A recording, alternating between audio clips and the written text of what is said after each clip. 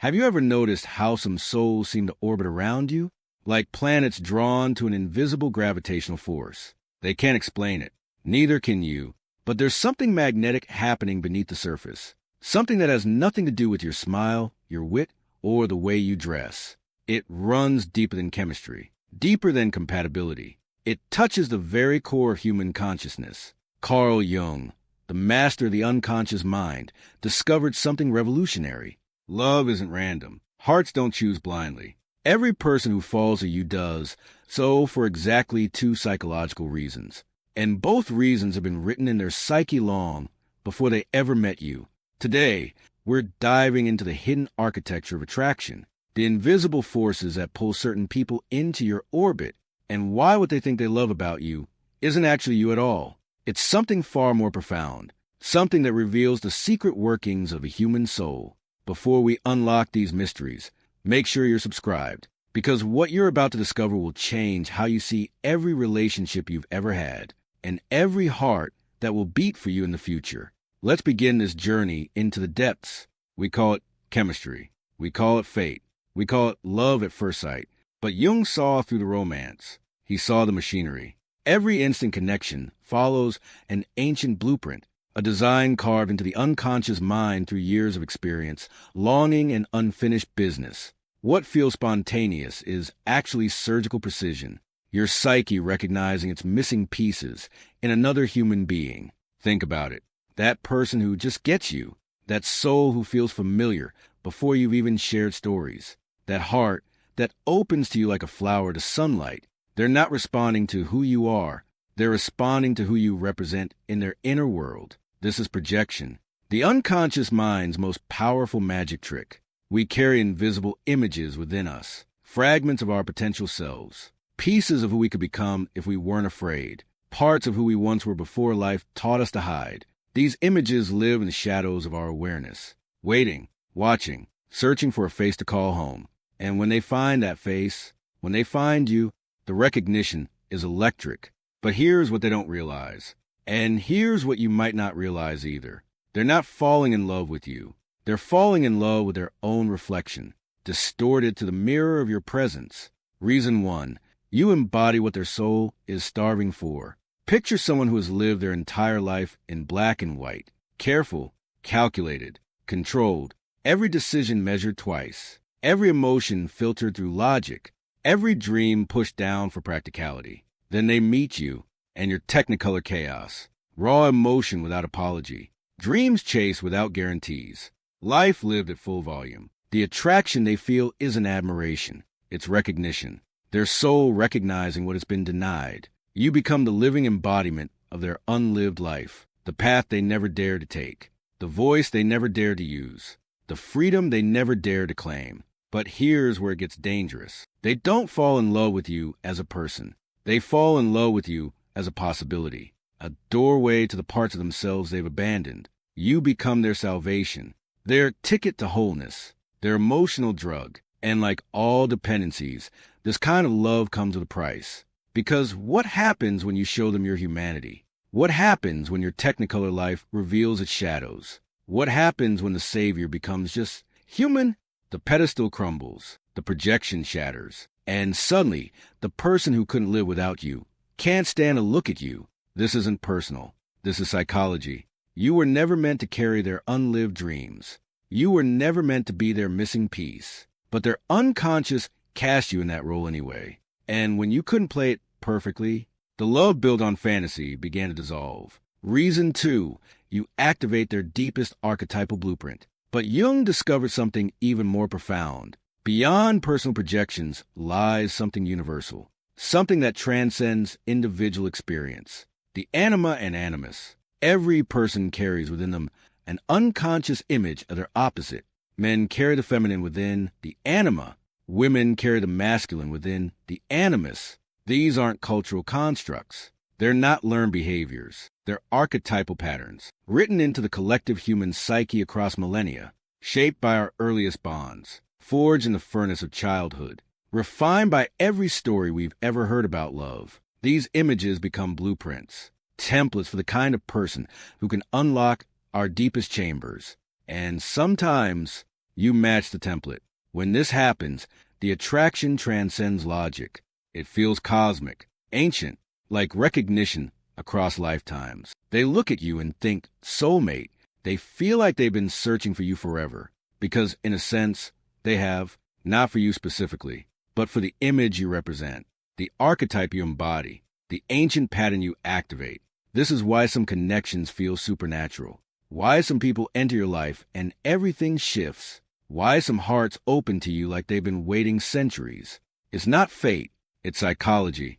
Your essence accidentally matching their unconscious blueprint. Your energy activating their most sacred internal image. But here's the shadow side of archetypal love. When someone falls for the archetype you represent, they're not seeing you.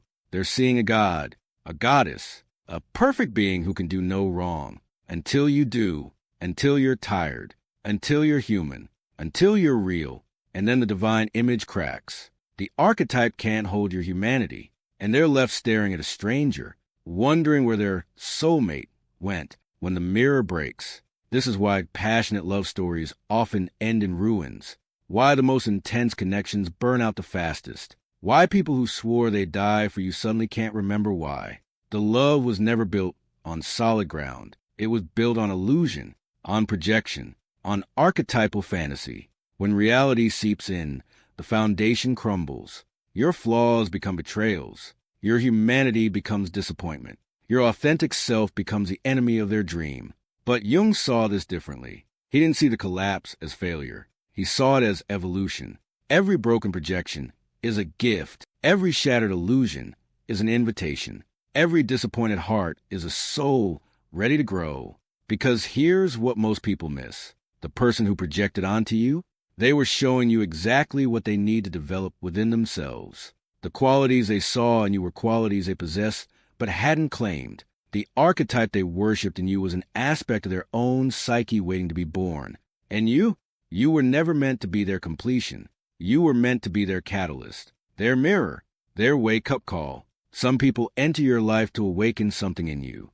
Others enter to awaken something in themselves. But all of them serve the same cosmic purpose, to accelerate the journey toward wholeness. This is what Jung called individuation, the process of becoming who you truly are, not who others need you to be, not who others project onto you, but who you authentically are beneath all the masks and mirrors.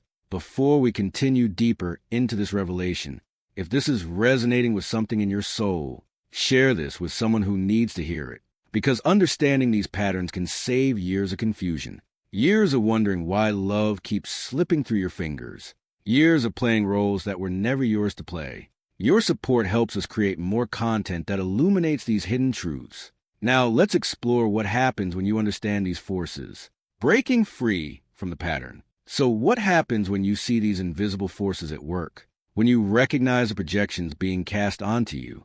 When you understand the archetypal games being played? Everything changes. You stop taking their love personally because you realize it was never really about you. You stop taking their rejection personally because you understand it was never really about you either. You begin to see yourself clearly, separate from their dreams, separate from their fantasies, separate from their unconscious needs. And in that clarity, something beautiful happens. You stop trying to be what they need. You stop contorting yourself to fit their projections. You stop playing the roles their psyche has assigned you. You simply become yourself. And from that authentic place, real love becomes possible. Not love based on missing pieces. Not love based on archetypal images. But love based on genuine recognition. Soul seeing soul. Human connecting with human. Truth embracing truth. The mirror turns both ways. But here's the deeper revelation. This process works in reverse too.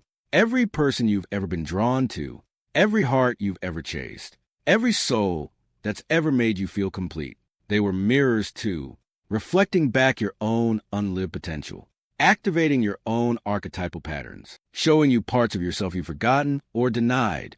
The person who broke your heart by leaving, they were carrying an aspect of your psyche you hadn't claimed. The one who seemed perfect until they became human, they were embodying an internal image you needed to outgrow. The love that felt like destiny until it felt like delusion, it was your soul trying to teach you something about wholeness. This is why certain people appear in your life at precise moments.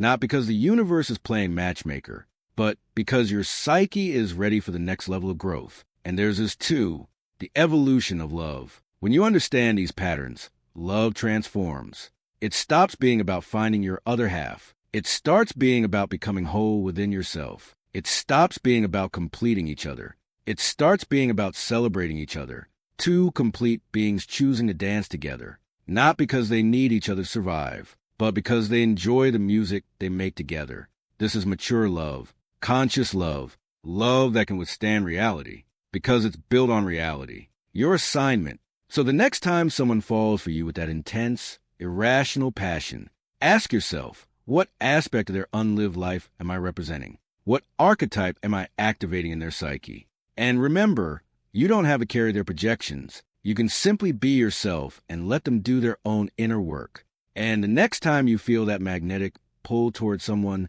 ask yourself, what part of my own soul is trying to wake up? What qualities do I see in them that I need to develop in myself? What is my psyche trying to teach me through this attraction? Because in the end, every person who enters your orbit, whether they stay for a season or a lifetime, is serving the same sacred purpose, to help you become more fully yourself, to accelerate your journey toward wholeness, to remind you that the love you seek outside has been waiting inside all along. The deepest truth Jung discovered is this: you don't fall in love with others.